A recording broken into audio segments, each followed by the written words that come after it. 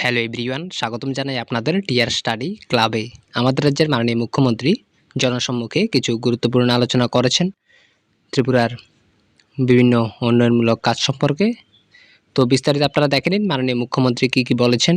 ভিডিওটি শুরু করার আগে আপনাদের কাছে একটাই রিকোয়েস্ট, আপনারা যারা আমাদের এই চ্যানেলে নতুন এসেছেন অবশ্যই চ্যানেলটিকে সাবস্ক্রাইব করে পাশে থাকা বেল আইকনটিকে অলে করে রাখুন, যাতে ত্রিপুরার বিভিন্ন শিক্ষা সংক্রান্ত ও জব সংক্রান্ত আপডেট আপনারা সবার প্রথমে আমাদের এই চ্যানেলে পেয়ে যেতে পারেন।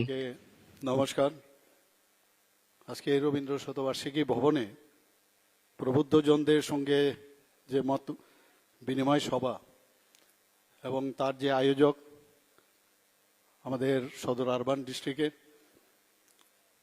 ত্রিপুরা প্রদেশ বিজেপির নির্দেশনায়, সেই উপলক্ষে এখানে উপস্থিত আছেন যিনি একটু আগে ওনার বিস্তারিত আলোচনা আমাদের সামনে রেখেছেন, প্রদেশ সভাপতি তথা রাজ্যসভার মাননীয় সাংসদ শ্রী রাজীব ভট্টাচার্য মহোদয়।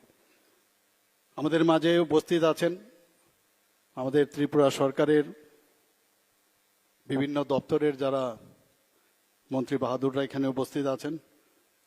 এখানে উপস্থিত আছেন আগরতলা মিউনিসিপ্যাল কর্পোরেশনের মাননীয় মেয়র এবং আমাদের ত্রিপুরা প্রদেশ বিজেপির সহসভাপতি সভাপতিগণ এবং প্রদেশ সাধারণ সম্পাদক, এবং যার উদ্যোগে আজকের এই অনুষ্ঠান সদর শহর জেলা সভাপতি এবং এখানে যারা প্রদেশ জেলা ও মণ্ডলের সমস্ত নেতৃবৃন্দ, যারা বিধায়ক বিধায়িকারা আছেন, যারা কর্পোরেটর মহোদয় মহোদয়ারা আছেন এবং যারা পিএসইউর সমস্ত যারা চেয়ারম্যান বৃন্দ এবং বিশিষ্ট ব্যক্তিবর্গ এবং ভারতীয় জনতা পার্টির সব স্তরের যারা কার্যকর্তাগণ এবং সাংবাদিক বন্ধুরা, সবাইকে আমি আজকের এই সুন্দর অনুষ্ঠানে অভিনন্দন জানাচ্ছি, হার্দিক অভিনন্দন জানাচ্ছি, শুভেচ্ছা জানাচ্ছি। আমার পূর্ববর্তী বক্তারা বিস্তারিত আলোচনা এখানে রেখেছেন। এর মধ্যে যে যে বিষয়গুলো আমার মনে হয় এখানে আজকে আলোচনা করলে ভালো হবে, সেই বিষয়গুলো আমি আলোচনা এখানে করব। 2021 7ই অক্টোবর আমাদের বর্তমান যিনি যশস্বী প্রধানমন্ত্রী নরেন্দ্র মোদীজি তৎকালীন সময়ে গুজরাটের মুখ্যমন্ত্রী ছিলেন। আমার মনে আছে 13 বছরের উপরে উনি সেখানে মুখ্যমন্ত্রীর দায়িত্বে ছিলেন এবং যখন ওনাকে 2014-তে প্রধানমন্ত্রী হিসাবে দায়িত্বভার গ্রহণ করার জন্য ডিসিশন হয়, তখন উনি একটা বক্তব্য সেখানে আসার আগে বক্তব্য রাখছিলেন। সেখানকার যারা জনসাধারণ ওরা ভাবছিল যে আমাদের এরকম জনপ্রিয় মুখ্যমন্ত্রী আমাদের ছেড়ে চলে যাচ্ছেন। তো সেই জায়গায় উনার বক্তব্যে উনি বলেছিলেন যে मुझे तो अभी आप लोग देश को चलाने के लिए भेज रहे हो, आप चिंता मत करो, मैं आप लोगों के साथ हूं, लेकिन अभी देश चलाने के लिए मैं जा रहा हूं। সেদিন আমি দেখলাম এত কনফিডেন্স ওনার মধ্যে। আমি কেন সবাই আমরা দেখেছি যে কিরকম বরিষ্ঠতার সাথে এই কথাটা বলেছেন, আমি দেশ চালানোর জন্য যাচ্ছি। এবং এই কনফিডেন্সটা কি করে আসলো? আমরা যারা সায়েন্সের স্টুডেন্ট বা অন্য যেসব বিভাগের স্টুডেন্টরা আছেন, আমরা জানি যে পরীক্ষাগারে যখন পরীক্ষা করা হয় সেখান থেকে বা ট্রেনিং করতে গেলে যে ট্রেনিং করার পরে তারপর যে কনফিডেন্স আসে, সেটা মাননীয় প্রধানমন্ত্রীজি মুখ্যমন্ত্রীর দায়িত্ব যখন উনি গুজরাটে ছিলেন 13 বছরের উপরে, সেখানে উনি এটা পরীক্ষাগার হিসাবে সেখানে উনি কাজটা করেছেন। গুজরাটের কি অবস্থা ছিল আমাদের সবাই জানা, জল ছিল না সেচাইয়ের জন্য, খাওয়ার জল ছিল না, একটা মরুভূমির মতো একটা প্রদেশ ছিল। সেই জায়গায় উনি মডেল গুজরাট হিসাবে উনি সেখানে সেটাকে পরিগণিত করেছে। এবং এই যে কনফিডেন্স, আজকে বিভিন্ন স্কিমের বিষয়ে কথা বলছে, কিভাবে সাধারণ মানুষের কাছে যে স্কিমগুলো পৌঁছানো যায় সবগুলো উনি পরীক্ষা সেখানে করেছেন। সেই কনফিডেন্সের উপর ভিত্তি করে 2014-তে উনি প্রধানমন্ত্রীর দায়িত্ব ভার উনি গ্রহণ করেন। আমরা একটা অদ্ভুত যে সিন সেদিন আমরা দেখেছিলাম, পার্লামেন্টে ঢোকার আগে উনি ষষ্ঠাঙ্গ প্রণাম পার্লামেন্টকে করেছিল। আমাদের শেখার অনেক কিছু আছে। আজ পর্যন্ত ইতিহাসের পাতায় এই ধরনের প্রধানমন্ত্রী আমরা পাইনি। প্রণাম করে পার্লামেন্টের ভিতর উনি ঢুকেছিলেন। প্রথমবার এমএলএ, প্রথমবার মুখ্যমন্ত্রী, প্রথমবার এমপি, প্রথমবার উনি প্রধানমন্ত্রী। আমি জানি না আগামী দিন এই ধরনের নেতা আমরা পাবো কিনা।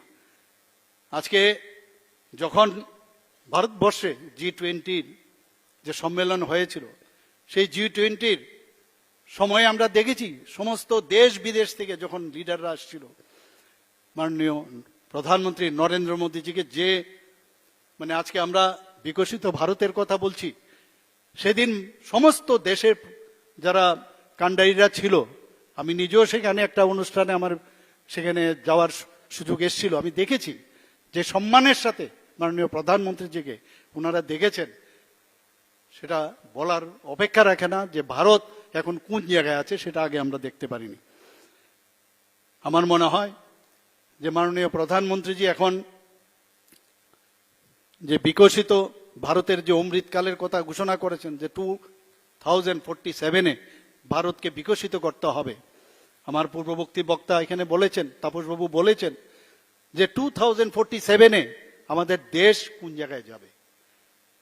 আজকে সমস্ত নাগরিকরা, আমরা সমস্ত ভারতবাসী আমরা বুঝতে পারছি যে সঠিক জায়গায় সঠিক ব্যক্তিকে বসানো হয়েছে।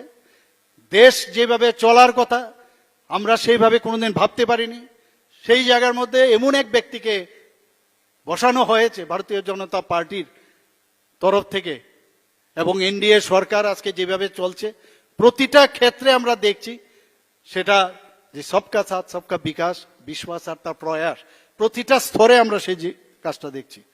সেবাই বলুন, সুশাসন বলুন, গরিব কল্যাণের কথাই বলুন, সব বিষয়ে মাননীয় প্রধানমন্ত্রীজি সেই কাজটা যখন ভাবছেন সেই কাজটা উনি করে থাকেন। এক এক সময় অবাক হই যে সমর্পণের যে ভাবনা চিন্তা, সেটা মাননীয় প্রধানমন্ত্রীজি আজকে মাত্র 3 থেকে 4 ঘন্টা পর্যন্ত উনি শোন, বাকি সময় উনি সমর্পিত দেশের জন্য কাজ করার জন্য।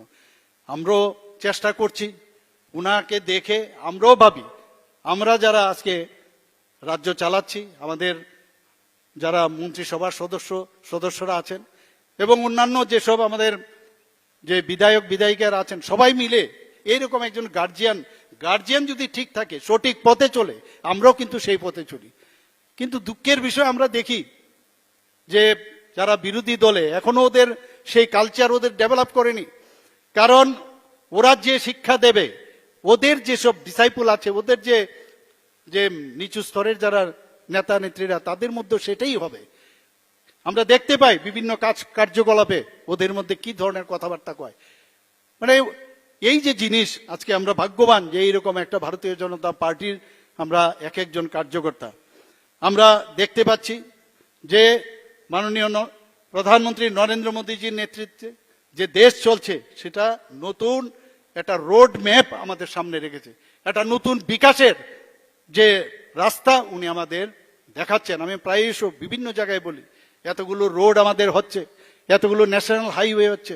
আমি বললাম এই রাস্তা শুধু কনক্রিটের পিচের রাস্তা নয়, আমাদের আগামী দিন আমরা কিভাবে চলবো সেই নয়া রাস্তা, অনেক রাস্তা আমাদের সামনে মাননীয় প্রধানমন্ত্রীজি আমাদের দেখাচ্ছেন। আমি নিশ্চিত যে আমাদের যশস্বী প্রধানমন্ত্রীজি নরেন্দ্র মোদীজি যেভাবে দেশকে চালিয়ে যাচ্ছেন, গোল্ডেন লেটারে আগামী দিনে সেটা লেখা থাকবে, সেটা নিশ্চিত আমি বলতে পারি। এবং নেক্সট যে জেনারেশন তারা সেটা মনে রাখবে, সেই বিষয়ে একটা রিসার্চ হবে, আমি that I can tell you. আমাদের আজকের যে বিকশিত ভারত, আত্মনির্ভর ভারত, সংকল্প থেকে সিদ্ধি, সেই যে কথাগুলো, সেটার যে কার্যকাল নরেন্দ্র মোদীজির সময়ে আমরা দেখতে পাচ্ছি। বন্ধুগণ, ভারত আজকে যে শক্তিশালী একটা ভিতের উপর আজকে প্রতিষ্ঠিত হয়েছে, ফাউন্ডেশন ইজ ভেরি ইম্পর্টেন্ট। এত বছর স্বাধীন হওয়ার পরেও দেশ কিন্তু সেইভাবে শক্তিশালী হয় না। আমি বলবো, যেটা তাপসবাবু বলেছেন,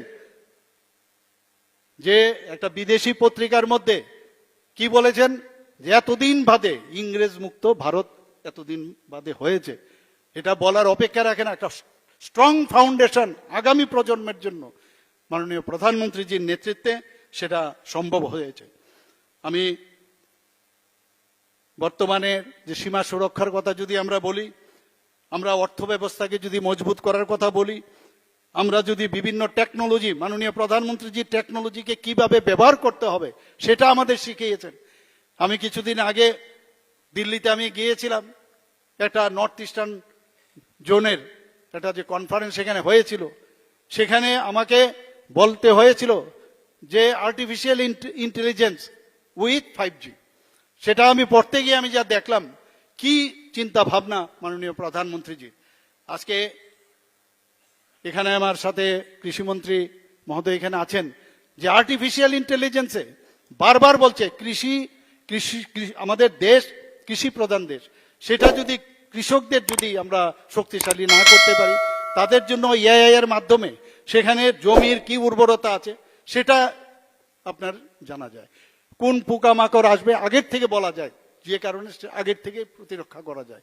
আমাদের এখন যারা হেলথে যারা কাজ করেন, সেখানে দেখা গেছে এআই এর মাধ্যমে আপনি যখন পড়াশোনা করবেন, মনে করবেন যে আপনি বুঝি ইউ আর ইন ওটি, এমন একটা অবস্থা দাঁড়িয়ে গেছেন। সেই জায়গার মধ্যে প্রধানমন্ত্রীজি টেকনোলজিকে ব্যবহার করার কথা আজকে সর্বস্তরে, আজকে মানে আমাদের এই যে এআই এর কথা উনি বারবার বলছেন।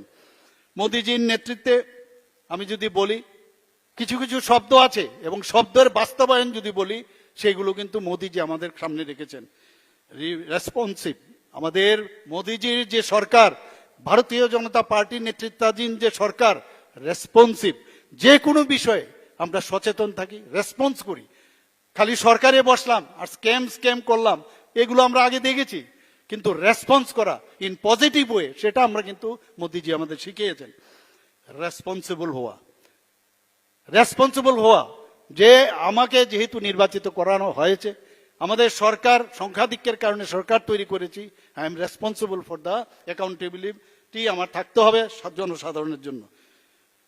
রিফর্ম শুধু না, তাকে ট্রান্সফর্ম করার কথা মোদিজি আমাদের শিখিয়েছেন। পাবলিক পার্টিসিপেশন, আজকে এখানের যে আয়োজন করা হয়েছে, সেই আয়োজনের মাধ্যমে পাবলিক পার্টিসিপেশন, যেটা আমাদের সভাপতি শ্রী রাজীব ভট্টাচার্য মহোদয় বলেছেন, যে ডিস্ট্রিক্ট থেকে মন্ডলে সব জায়গায় এই যে সাধারণ মানুষের মধ্যে গিয়ে পার্টিসিপেট করা, সরকারি পর্যায়ে না, মানুষকে নিয়ে যে চলা বিভিন্ন বিষয়ে, সেটা আমরা মোদিজির সময় আমরা দেখতে পেয়েছি। আমরা 2014 সালে আমরা কি দেখতাম? কেলেঙ্কারি, দুর্নীতি এবং নেপোটিজম, তুষণ করার এই রাজনীতি কিন্তু আমরা এখন আর দেখতে পাই না, এবং সেটা সম্ভব নয়। কারণ আদর্শ পুরুষ যাকে বলে আমাদের সামনে, তিনি হচ্ছেন নরেন্দ্র মোদীজি। আগে আমরা বিভিন্ন সময়ে বিভিন্ন যেসব কথা আমাদের কানে আসতো, আমরা ভাবতাম এইভাবেই বুঝি দেশ চলে, যখন রাজত্ব চালাবে স্ক্যাম এগুলোই বুঝি আমরা ভাবতাম যে এইভাবেই বুঝি দেশ চালাতে হয়। আর এখন মোদীজি কি বলেছেন? উন্নয়ন ছাড়া কোনো কথা হবে না। কি বলছেন? উদ্ভাবন। কি বলছেন? উদ্বোধন।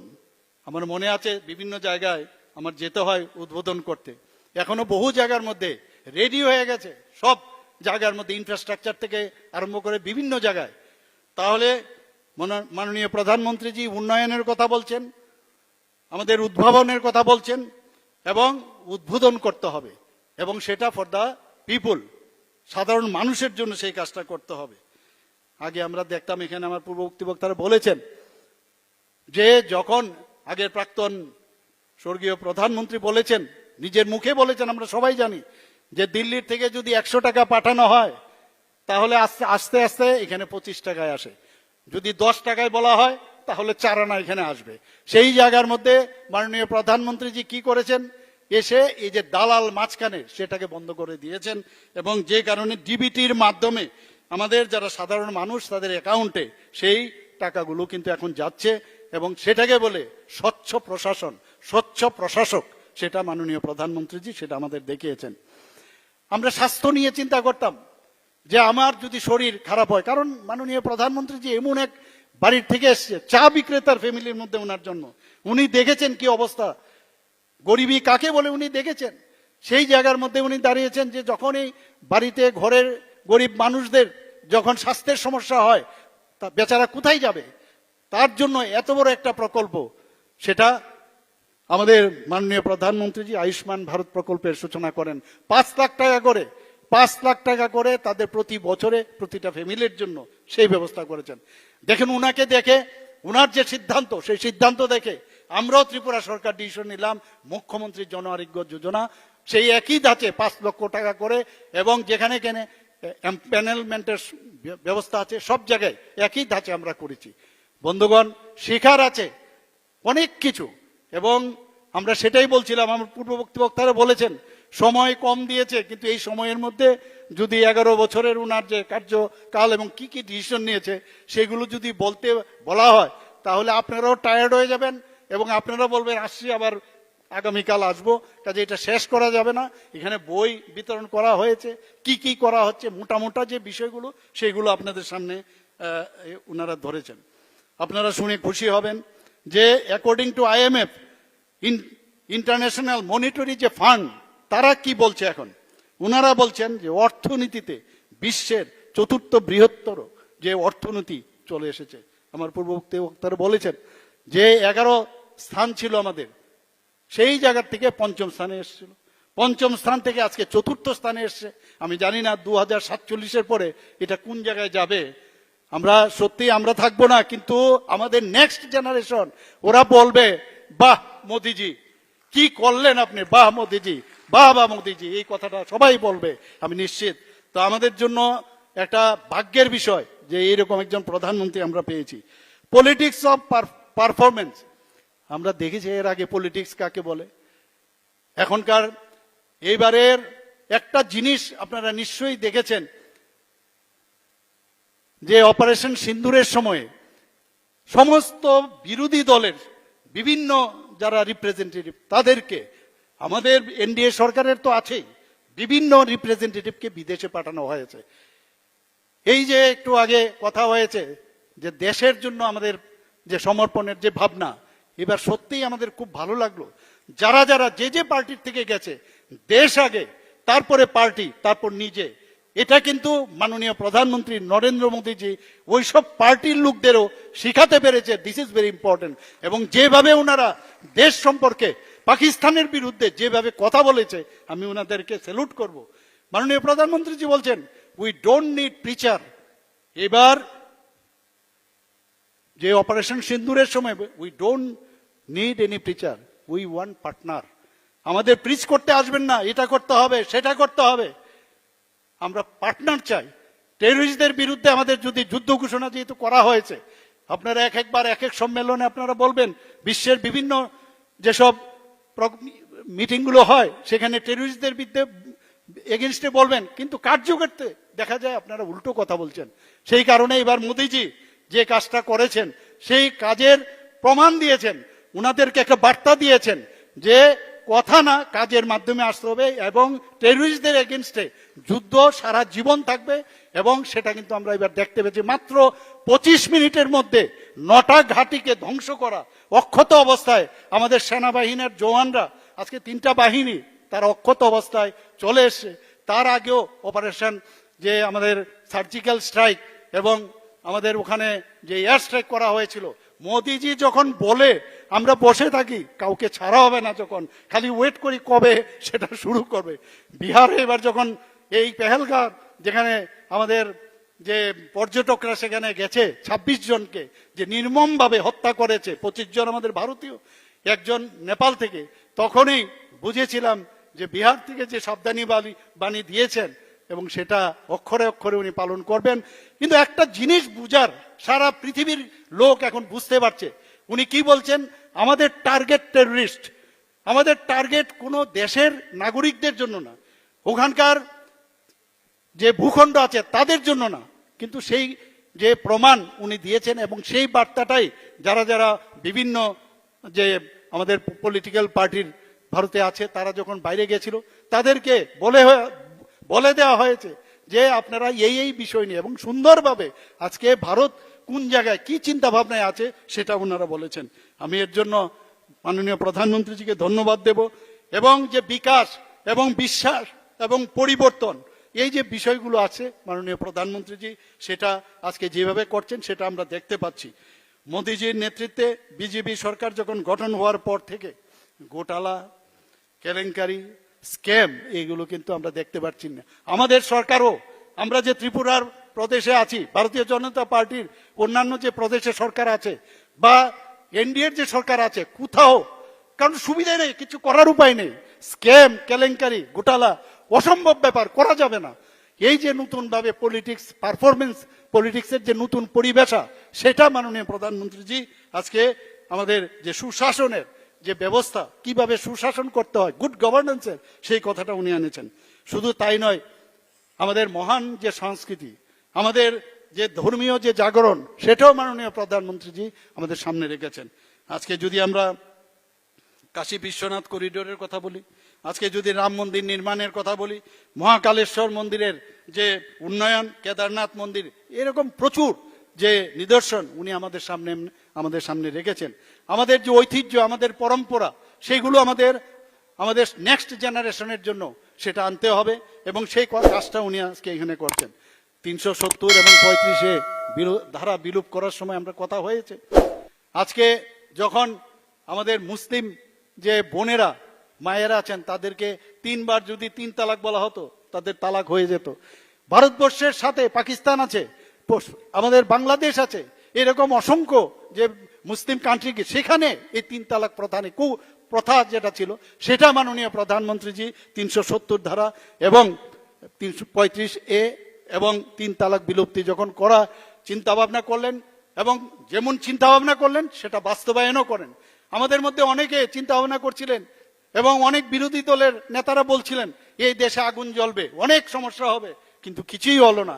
আজকে জম্মু এন্ড কাশ্মীর, লাদাখ এত সুন্দরভাবে চলছে, এত সুন্দরভাবে সেখানে উন্নয়ন হচ্ছে, পর্যটকরা সেখানে যাচ্ছে, এখানে ইলেকশন হয়েছে, প্রায় 56% ভোট সেখানে মানুষ দিতে পেরেছে, প্রায় 60%-এর উপরে ভোট আজকে মানে লাদাখে হচ্ছে। তো সেই জায়গার মধ্যে দাঁড়িয়ে মানুষ চায় যে শান্তি চায়, মানুষ চায় অশান্তি কোনো অবস্থায় চায় না, সেটা মাননীয় প্রধানমন্ত্রীজি সেই নার্ভটা বুঝতো এবং সেটা করতে পেরেছে। এবং আপনারা দেখেছেন যে যখন দেখলো যে স্টোন পেল্টিং এর বিষয় আমরা দেখতাম কোথায় কোথায়, যে ইয়াং যে জম্মু এন্ড কাশ্মীরের যারা ছেলেরা আছে, ইয়াং জেনারেশন, তাদেরকে স্টোন পেল্টিং এর জন্য ব্যবহার করা হতো, তাদেরকে পয়সা দেওয়া হতো।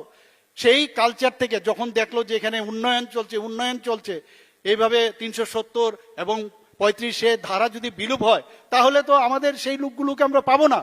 তখনই এই প্ল্যান যেটা করলো যে পেহেলগাঁওতে আমাদের 26 জনকে নির্মমভাবে হত্যা করতে হবে, সেই কাজটা ওনারা করেছেন। কিন্তু ওখানকার মানুষ, এই প্রথম আমরা দেখলাম যে ওখানকার মানুষ এই টেররিস্টদের বিরুদ্ধে তারা কিন্তু আজকে বিরোধ করেছে, সেই বিষয়টা তারা প্রতিবাদ করেছে। এবং আমি নিশ্চিত যে আগামী দিন ওখানকার যে মুখ্যমন্ত্রী আছেন, সেই মুখ্যমন্ত্রী নিজেও বলছেন আমরা টেররিজমকে আমরা কোনো অবস্থায় আমরা সাই দেব না এবং সেইভাবে চলছে। বন্ধুগণ, সিটিজেন অ্যামেন্ডমেন্টের কথা যদি বলি, ওয়াকফ বিলের সংশোধনের কথা বলি, সেই যে এক একটা কাজ যেভাবে হচ্ছে সেটা আগের সরকারের মধ্যে আমরা দেখতে পাইনি।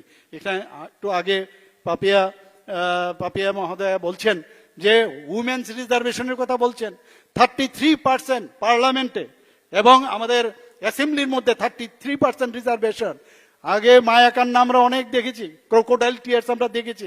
এখানে আমার বোনেরা আছেন, মেয়েরা আছেন, ওরা কিন্তু আজকে তারা ভাগ্যবান যে এইরকম একজন প্রধানমন্ত্রী আপনারা পেয়েছেন, যে 33% রিজার্ভেশন। আজকে আপনারা এই অ্যাসেম্বলি এবং পার্লামেন্টে আপনারা যাওয়ার যে সুযোগ, সেই সুযোগ আপনারা পেয়েছেন। মাননীয় প্রধানমন্ত্রী যে একটা নতুন শব্দ বলেছেন, কি বলেছেন? New normal in Indian. সেই আগের ইন্ডিয়া নেই। আমার মনে আছে যে অনেকে বলছে যে এটা কি যুদ্ধ, এই যুদ্ধ তো বুঝাই যাচ্ছে না। আগে তো ট্যাঙ্ক যেত, সোলজাররা যেত, এখন তো সেই রকম যুদ্ধ হয় না। তো টেকনোলজি ব্যবহার করে, এআই ব্যবহার করে, লেজার টেকনোলজি ব্যবহার করে এবারের যুদ্ধ আর আগামী দিনের যুদ্ধ কি হবে? ঘরে বসে যুদ্ধ হবে আমার মনে হয়। এবং এই যুদ্ধেতে সেই মানুষ গিয়ে সেই 303 বন্দুক দিয়ে, আমার মনে আছে 60-এর দশকের যুদ্ধ, সেই যুদ্ধ এখন চলে গেছে। টেকনোলজি কোন জায়গায় গেছে? তো সেই টেকনোলজি আমাদের মাননীয় প্রধানমন্ত্রীজির কারণে, আমাদের যারা সায়েন্টিস্টরা আছেন সেই সায়েন্টিস্টদের কারণে এখন সেই ঊর্ধ্বমুখে আমি বলবো, এবং সেটা আগামী দিন বিকশিত ভারত সেটা নিশ্চিত আগামী দিন হচ্ছে। Empowerment of all section of society, সবকা সাথ সবকা বিকাশ, বিশ্বাস আর প্রয়াস, এমন একটা মানে কথাগুলো যেগুলো সব জায়গার মধ্যে, সেগুলো কিন্তু আজকে আমরা বলতে পারি, সেগুলো আমরা ব্যবহার করতে পারি। শুধু তাই নয়, ইনক্লুডিং এসসি, এসটি, ওবিসি, তাদের উন্নয়নের জন্য মাননীয় প্রধানমন্ত্রী যে কাজ করছেন, উইমেন্সদের জন্য 33% রিজার্ভেশন শুধু না, তাদের আজকে মিলিটারিতে হোক, এডুকেশনেই হোক, এমপ্লয়মেন্টের বিষয় হোক, সেলফ এমপ্লয়মেন্টের বিষয় হোক, এবং আমাদের যে বিভিন্ন বিষয়ে যাতে মহিলারা তাদের সুযোগ সুবিধা পায়, এসএইচজি গ্রুপ হোক, সব জায়গায় একমাত্র প্রধানমন্ত্রীর জন্য সেটা সম্ভব হয়েছে। আমাদের এখানে এই বিষয়ে আলোচনা হয়েছে। 126টা মতো আমাদের মাননীয় সভাপতিজি বলেছেন যে মাওবাদীরা 126টার মতো বিভিন্ন প্রদেশে, এবার নীতি আয়োগেও বিষয়ে কথা হয়েছে, মুখ্যমন্ত্রী সম্মেলনেও সেই বিষয়গুলো এসছে এখানে, কিভাবে ছত্তিশগড়ে তাদেরকে ধ্বংস করার যে রীতিনীতি আমাদের যশস্বী স্বরাষ্ট্রমন্ত্রীজি এবং প্রধানমন্ত্রীজির নির্দেশে যেভাবে করা হয়েছে, সত্যি সেখানে একটা মানে আমার দেখতে আমার সৌভাগ্য হয়েছে যে সেখানকার যে মুখ্যমন্ত্রী সেটা উনি প্রেজেন্টেশন দিচ্ছিলেন যে 126টা নকশাল এফেক্টেড এরিয়া, সেখান থেকে এখন নেবে মাত্র 18টা হয়েছে। আমি নিশ্চিত যে আর কিছুদিনের মধ্যে সেটা শূন্যতে পরিণত হবে এবং নকশাল মুক্ত, মাওবাদ মুক্ত ভারত সেটা আগামী দিন হবে। আমার অত্যন্ত ভালো লাগছে যে আজকের যে মাননীয় প্রধানমন্ত্রীজির কারণে যে ভায়োলেন্স যেটা হতো, সে আস্তে আস্তে করে সে ভায়োলেন্স 53% এই মাওবাদীদের জন্য সেটা কমে গেছে। শুধু তাই নয়, আমাদের যারা সিএফএফ এর পার্সোনাল আছে, আমাদের যারা বিএসএফ এর পার্সোনাল আছে, পুলিশরা আছেন, লোকাল পুলিশ, তাদেরও যেভাবে তাদেরকে মারা হতো, সেই জায়গার মধ্যে ক্যাজুয়ালিটি প্রায় 72% কমে গেছে। বন্ধুগণ, আমরা আগামী দিন মাননীয় প্রধানমন্ত্রী এই বিষয়ে আলোচনা হয়েছে, গরিবি হটাও, গরিবি হটাও, গরিবি হটাও স্লোগান আমরা অনেক দিন আগের থেকে শুনেছি, কয়েক দশক ধরে আমরা শুনেছি, কিন্তু দেখা গেল গরিবদেরই হটানোর কাজ হয়েছে আগে। কিন্তু আমাদের মাননীয় প্রধানমন্ত্রীজি প্রায় 140 কোটির মধ্যে 25 কোটি বিপিএল এর উপরে ওনাদের গরিবির রেখার থেকে ওনাদেরকে উপরে উঠিয়েছে। এবারের যে রিপোর্ট এসছে তাতে দেখা গেছে 25 কোটি মানুষ আজকে তাদের যে স্তর ছিল তার থেকে উপরে চলে এসছে। বন্ধুগণ, আমরা এর মধ্যে আমরা দেখেছি বিভিন্ন যে স্টেটস আছে, স্টেটসের যে রাজ্যগুলো আছে, সব স্টেটের যে ট্যাক্স ডিভলিউশন, সেখানে দেখা গেছে প্রায় 283% ইনক্রিজ হয়েছে। আমাদের 67%, আমাদের ত্রিপুরাতে আপনারা সবাই জানেন নর্থ ইস্টার্ন রিজিয়নের মধ্যে আমরা second highest per capita income, আর সেই জায়গার মধ্যে এরকম পার ক্যাপিটা ইনকাম সব প্রদেশের মধ্যে হচ্ছে, সেটা সর্বমোট মিলিয়ে এভারেজ যদি আমরা করি সেখানে 67% increase in per capita income ভারতবর্ষে। শুধু তাই নয়, ফরেন এক্সচেঞ্জ রিজার্ভ যদি আমরা সেখানে বলি, সেখানে 135% ইনক্রিজ হয়েছে এই ফরেন এক্সচেঞ্জ রিভার্সে। 825 million US dollar export level বেড়েছে। এই বিষয়ে আমাদের পাপিয়া মহোদয় অলরেডি কথা বলেছেন। শুধু তাই নয়, এফডিআই যে ইনক্রিজ ইন ফরেন এফডিআই, সেখানে 135% ইনক্রিজ হয়েছে। 127% আমরা অনেকে কি করি, আমরা ইনকাম ট্যাক্স দিতে আমরা অনীহা ছিলাম, কিন্তু এই কথাটা বুঝাতে পেরেছেন মাননীয় প্রধানমন্ত্রীজি যে ইনকাম করলে যদি ট্যাক্স দেওয়া যায় তাহলে কিন্তু আখের আমাদেরই লাভ হবে, আমাদের রাজ্যের লাভ হবে, দেশের লাভ হবে। এবং মানুষকে যেভাবে বোঝানোর চেষ্টা করেছেন সেখানে দেখা গেছে 127% যে বৃদ্ধি পেয়েছে ট্যাক্স পেয়ারদের, 238% যেটা ডাইরেক্ট ট্যাক্স কালেকশন, সেখানে আমাদের অর্থমন্ত্রী মহোদয় এখানে আছেন, উনি আরো ভালো বলতে পারবেন। 238% growth in direct tax collection. আমাদের আইএমএফ কি বলছেন, ইন্টারন্যাশনাল মনিটারি ফান্ড, এই যে এত ব্যবস্থা, তার রেজাল্ট আপনার দেখতে হবে কোন জায়গায়। কি বলছেন যে India is now, it is being bright spot, মানে আগামী দিন ব্রাইট স্পট, মানে আগামী দিন ভারতবর্ষ কোন জায়গায়, যেটা 2047 সালে অলরেডি আইএমএফ সেই বিষয়ে বলে দিয়েছে। ওয়ার্ল্ড ব্যাংক কি বলছেন যে India is the fastest growing major economy in the main engine of global economics and growth in 2025-26. এই হচ্ছে মাননীয় প্রধানমন্ত্রীজি। আমরা এক এক সময় অবাক হয়ে যাই উনি কি কি বলেন আর কি কি করছেন, এবং সার্বিক চিন্তাধারায় আজকে এমন সব গরিব মানুষদের কথা, আমরা যদি বিশ্বকর্মা যোজনার কথা বলি, যাদের কথা কোনোদিন কেউ ভাবেনি, 18টা সম্প্রদায় তাদের কথা পর্যন্ত ভাবেন উনি। তো এইভাবে যে কাজগুলো করেন, এতে করে আজকে দেশের এই যে সুন্দর ব্যবস্থা সেটা সম্ভব হয়েছে। এখানে অলরেডি বলা হয়েছে অপারেশন গঙ্গা, যেখানে ইউক্রেন থেকে আমাদের ইন্ডিয়ান বহু লোক ওখানে, আমাদের যুবক যুবতী যে ছেলে মেয়েরা আছেন সেখানে পড়াশোনা করতে গেছে, চাকরির কারণেও সেখানে গেছে। সেখান থেকে আমরা ভাবছিলাম কি করে আসবে, কিন্তু একমাত্র মাননীয় প্রধানমন্ত্রীজি যখন বললেন, সেখানে শুধু ভারতীয়রা আসেননি, সেই ফ্ল্যাগের নিচে পাকিস্তানের যারা নাগরিক এবং অন্যান্য রাষ্ট্রের নাগরিকরা পর্যন্ত এই আমাদের ভারতের যে ফ্ল্যাগ, সেই ফ্ল্যাগের সামনে এসে ওরা সেখান থেকে পরিত্রাণ পেয়েছে। বন্ধুগণ, আমাদের আন্ডার বন্দে ভারত মিশন আপনারা সবাই জানেন, কোভিডের সময় আমাদের কি সমস্যা ছিল, চারিদিকে বিভিন্ন জায়গায় শ্রমিক থেকে আরম্ভ করে বিভিন্ন যারা কাজে নিযুক্ত ছিল, এক প্রদেশ থেকে আরেক জায়গায় যাওয়া, সেটা নাম উনি দিয়েছেন বন্দে ভারত মিশন। প্রায় 66 লক্ষ মানুষ রিপেট্রিয়েটেড করা একমাত্র উনার কারণে সেটা সম্ভব হয়েছে। আন্ডার অপারেশন দেবী শক্তি, সিটিজেন, যেখানে আফগানিস্তানে যখন ওখানে যুদ্ধ হয়েছিল, সেখানে গৃহযুদ্ধ হয়েছিল, সেখান থেকে এই আন্ডার অপারেশন দেবী শক্তি, এক একটা নাম, অপারেশন সিন্দুর কিরকম নাম দিয়েছে, যে আমার যারা মেয়েরা তাদেরকে কপাল থেকে সেই সিঁদুর মুছে দেবে। মাত্র বিয়ে হয়েছে 5-6 দিন বাদে তারা গেছে সেখানে হানিমুনের জন্য, তাদের কপালের থেকে সিঁদুর মুছে দেবে। অদ্ভুত কি নাম দিয়েছে, অপারেশন সিন্দুর। সবাই অবাক হয়ে গেছে যে এইরকমও নাম হতে পারে। এক একটা নামের তাৎপর্য, যেসব নাম আমরা আগে কিন্তু এগুলো আমরা শুনিনি। অপারেশন দেবী শক্তিতে আমরা দেখেছি আফগানিস্তান থেকে সিটিজেনকে আমাদের ভারতের সমস্ত নাগরিকদের মানে উনি নিয়ে এসছেন। 5000 ইন্ডিয়ান যারা তাদেরকে ইভাকুয়েটেড করা হয়েছিল অপারেশন রাহাতে। আমরা দেখেছি যে মন কি বাত অনুষ্ঠানের কথা যদি আমি বলি, একবার ভাবুন যে পৃথিবীর কোন জায়গার কোন রাষ্ট্রপ্রধান এই মন কি বাত অনুষ্ঠান করেন। আমরা প্রতি মাসে শেষ রোববারে, কি অদ্ভুত মন কি বাত। এখন অনেকে বিরোধীরা বলেছেন, আরে মোদিজির মন কি বাত অনুষ্ঠানের জন্য আমরা কেন যাব?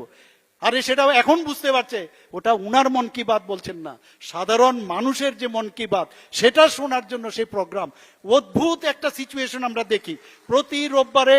সেই মহাভারত রামায়ণের সময় আমরা দেখতাম, সবাই বসে থাকতাম কবে সেই এপিসোডগুলো হবে। আজকে মন কি বাত অনুষ্ঠানের জন্য সারা ভারতবর্ষের মানুষ, ইভেন বাইরের যে মানুষ যারা ইন্ডিয়ান আছে তারাও সেটা দেখার জন্য, শোনার জন্য যে মোদিজি কি বলছেন। যারা স্টুডেন্ট আছে তাদের সাথে কথাবার্তা বলেন, যারা সায়েন্টিস্টরা আছেন তাদের সাথে কথা বলেন, স্পোর্টসে যারা যুক্ত আছে তাদের সাথে কথা বলেন, এবং উনার মাধ্যমে সমস্ত মানুষকে বলছেন যে কি বলছেন, বিভিন্ন ফেস্টিভ্যালের কথা বলছেন। সারা ভারতকে এক সূত্রে বাঁধবার যে চিন্তাধারা, ভারত পৃথিবীর কোনো জায়গার মধ্যে এক এক সময় অবাক হয় সেটা কি করে সম্ভব হচ্ছে। সেটা মন কি বাত অনুষ্ঠানের মাধ্যমে মাননীয় প্রধানমন্ত্রীজি করছেন। এক পের মা কে নাম, আমি তো শুনিনি এইসব কথাবার্তা। মার নামে যার যার সবার মা আছে। তো এই যে নাম, এক একটা নামের ইম্পর্টেন্স, এবং সেই ইম্পর্টেন্সের কথা মাথায় রেখে সম্মান জানিয়ে, শ্রদ্ধা জানিয়ে আমরা আজকে সবাই, এখনো সেই কার্যক্রম চলছে। গত বছর আমার মনে আছে সেখানে আমাদের এখানে রতনবাবুও ছিলেন, সেই অনুষ্ঠানে আমাদের ফরেস্ট মিনিস্টারের সেখানে উপস্থিত ছিলেন। সেখানে 5 মিনিটে আমি গর্বের সাথে যখন দিল্লিতে আমি কথা বলি যে 5 মিনিটে আমাদের ত্রিপুরাতে 5 লক্ষ পেড় সেখানে লাগানো হয়েছে বন্ধুগণ, এবং সেটা আমরা দেখিয়েছি। এবং আগামী দিনেও মাননীয় প্রধানমন্ত্রী যে আমাদের যেভাবে মার্গদর্শন করেন, সেটা এক পেড় মাকে নাম সেটা আমরা করব। মেরে মাটি মেরা দেশ, এটা কি অদ্ভুত কথা, মেরে মাটি মেরা দেশ। আমি সব জায়গায় বলি, আমরা যে মাটির উপর দিয়ে আমরা আসি যাই, কিন্তু নিজের মাকে, মাতৃভূমির এই যে মা আমাদেরকে আস্থা দিয়েছে, আমাদের যে আস্থানা দিয়েছে, একবারও তার প্রতি আমাদের কিন্তু কোন রকম শ্রদ্ধা বা আমরা বুঝতেই ফিলিংস আমাদের নেই। আমি একটা উদাহরণ দিয়ে বলছি যে লাংস নিয়ে আমরা কিন্তু ভাবি না, কিন্তু করোনার সময় আমাদের বুঝিয়েছে যে ফুসফুসের কি প্রয়োজন, সেটা কিন্তু আমাদের বুঝিয়ে দিয়েছে। বিপদের সময় আমাদের বোঝানো হয়েছে যে lungs is very important for us. এখন আমরা বুঝি যে কিভাবে লাংসের এক্সারসাইজ করা উচিত, কিভাবে গাছ লাগানো প্রয়োজন, কিভাবে অক্সিজেন যদি পরিবেশে সারা ভারতবর্ষে সারা পৃথিবীতে থাকে সেই অক্সিজেন আমরা গ্রহণ করব, কার্বন ডাই অক্সাইড আমরা দেব। এই যে সিম্বায়োসিসের বিষয় সেটাও মাননীয় প্রধানমন্ত্রীজি আমাদের শিখিয়েছেন। মেরে মাটি মেরা দেশ, আমরা কি করলাম যে এই মাটি নিয়ে আজকে কর্তব্য পথে আমরা সেই মাটি প্রতিটা কোনায় কোনায় আমাদের 58টা ব্লক আছে, 58টা প্লাস মিউনিসিপ্যালিটির একটা আছে, সমস্ত মিউনিসিপ্যালিটি থেকে কর্পোরেশনের মাধ্যমে আমরা 58+1 59 কলস আমাদের এখানেও আমরা সেই কাজটা আমরা করেছি। সেখানে আমরা যে অমৃত বাটিকা সেটা আমরা তৈরি করতে পেরেছি এবং দিল্লিতে আমরা সেটা করি। একবার ভাবুন তো, সেই বাগানে সেই অমৃত বাটিকাতে যদি যান, সারা ভারতবর্ষের সমস্ত কোনা কোনার থেকে সেই মাটি নিয়ে সেখানে একটা অমৃত বাটিকা করেছেন। ত্রিপুরাতেও আমরা সেক্রেটারিয়েটের সামনে করেছি। এই যে শিক্ষা, আমাদের শিক্ষা গুরু আমি বলবো যে আমাদের শিখিয়েছেন যে তোমার মাকে কিভাবে সম্মান করতে হয়, মাটিকে কিভাবে সম্মান করতে হয়, সেই নামের মাধ্যমে উনি আমাদের দেখিয়েছেন। হর ঘর তিরঙ্গার কথা যদি আমরা বলি, এই কথা তো আগে শুনিনি, আমরা তো আগেও ফ্ল্যাগ উঠাতাম, আমাদের বাড়িতে আমরা মাঝে মাঝে উঠাতাম, নাও উঠাতাম, এরকমও ছিল। বলছেন হর ঘর তিরঙ্গা, গত 2 বছর ধরে আমরা করছি এখানে, যে পয়সা দিয়ে কিনতে হবে ফ্ল্যাগ এবং সমস্ত জায়গায় এটা আমাদের উত্তোলন করতে হবে। এবং শুধু উত্তোলন না, যারা আমাদের দেশ স্বাধীন করার জন্য আমাদের যারা বলিদান হয়েছেন তাদের প্রতি আমাদের শ্রদ্ধা নিবেদন করে, তাদের স্মরণ করে সেই হর ঘর তিরঙ্গা কার্যক্রম, সেটা তো আমরা আগে দেখিনি। আমাদের একত্রীকরণ করার যে ব্যবস্থা প্রধানমন্ত্রী করেছেন, আমরা সবাই ইউনাইটেড, আমরা যে সবাই সবার জন্য, সেটা আমাদের মনে করিয়েছেন। বিপদে যখন আমরা পড়ি তখন কিন্তু আমরা বুঝি যে উই আর নট সেপারেটেড। রক্তদানের সময় আমি প্রায় এক কথা বলি, যখন ব্লাড ডোনেশন হয়, ব্লাড ডোনেশনের সময় কোনো ধর্ম থাকে না, কোন মহিলা দিচ্ছে 18 বছর থেকে 65 বছর পর্যন্ত রক্ত দিতে পারে, তখন মনে হয় কোন ধর্মের দিয়েছে, কোন বয়সের দিয়েছেন, মেল দিয়েছেন না ফিমেল দিয়েছেন, সেখানে কিন্তু আমরা দেখতে পারি না। আমরা যে সবাই এক, সেটা কিন্তু মাঝে মাঝে আমরা ভুলে যাই। একজন আরেকজনের পিছনে আমরা বিভিন্নভাবে আমরা বিভিন্ন কথা বলি, কিন্তু মানুষের জন্য সেটা মাননীয় প্রধানমন্ত্রীজি এই হর ঘর তিরঙ্গার মাধ্যমে বুঝিয়েছে। 75 বছর পূর্তি হলো আমাদের দেশ যখন স্বাধীনতা, সেখানে উনি আরেকটা বিষয় বলেছেন, 75 সীমান্ত গ্রাম ক্রান্তি বীরকা নাম। ভাবা যায় কোনোদিন? আমাদের এখানে প্রতিটা গ্রামে 75টা গ্রামে সেখানে আমরা ফলক তৈরি করেছি। আমরাও জানতাম না আমাদের ত্রিপুরার মানুষ এরকম যে দেশের জন্য বলিদান হয়েছেন, যারা দেশের স্বাধীনতার আগে বলিদান করেছেন তাদের নামের তালিকা আমরা বের করেছি। আগে কাগজের পাতায় লেখা থাকতো, সেখানে অক্ষরে আমরা সেখানে খোদাই করে তাদের নাম দিয়েছি। যারা বিএসএফ, যারা সিএফএফ এর আছেন, যারা আসাম রাইফেলসে আছেন, ত্রিপুরার যারা আছেন, তাদের নাম এক একটা গ্রামের মধ্যে, সেই কাজটা মাননীয় প্রধানমন্ত্রীজি করেছেন। ইতিহাস মনে রাখবে আমি যেটা বলছি, যে প্রধানমন্ত্রীজি কি করেছেন এই দেশের জন্য, সেটা আজকের এই দিনে আমার মনে হয় আর বেশি কিছু, আজকে যদি উজ্জ্বলা যোজনার কথা বলি, আমার মনে হয় আগের আমার বক্তারা বলেছেন, প্রধানমন্ত্রী আবাস যোজনার কথা বলি, সেটা বলা শেষ করা যাবে না। তো এরকম অসংখ্য যেসব কাজ, স্বচ্ছ ভারত অভিযানের কথা যদি বলি, হর ঘর যে আজকে মুফত বিজলি, সেই কথা যদি বলি, শেষ করা যাবে না। সেই কথাটাই আজকে বলা হচ্ছিল, আমি কথা বলছিলাম মাননীয় মিনিস্টার সাহেবের যাতে এত অল্প সময়ের মধ্যে সেটা শেষ করা যাবে না। এবং এইবার একটা জিনিস আমরা দেখলাম যে প্রতিটা গ্রামে গঞ্জে, আমরা নিজেরাও সেখানে ছিলাম, যে অপারেশন সিন্দুরকে সাপোর্ট করে যেভাবে মানুষের মধ্যে একটা সারা জাগানো একটা রিয়াকশন, আমরা অ্যাকশন দেখলাম, সেটা সত্যি সবাইকে আমি স্যালুট করতে চাই। এবং সেটা একমাত্র সম্ভব হয়েছে মাননীয় প্রধানমন্ত্রীজি নরেন্দ্র মোদীর জন্য। এই কথা বলে আগামী দিন একটা সুন্দর ভারত হবে, সুন্দর রাজ্য হবে, এবং সেটা একমাত্র সম্ভব হবে সবাই যদি, if we are all United. সবাইকে অসংখ্য ধন্যবাদ, নমস্কার, জয় হিন্দ।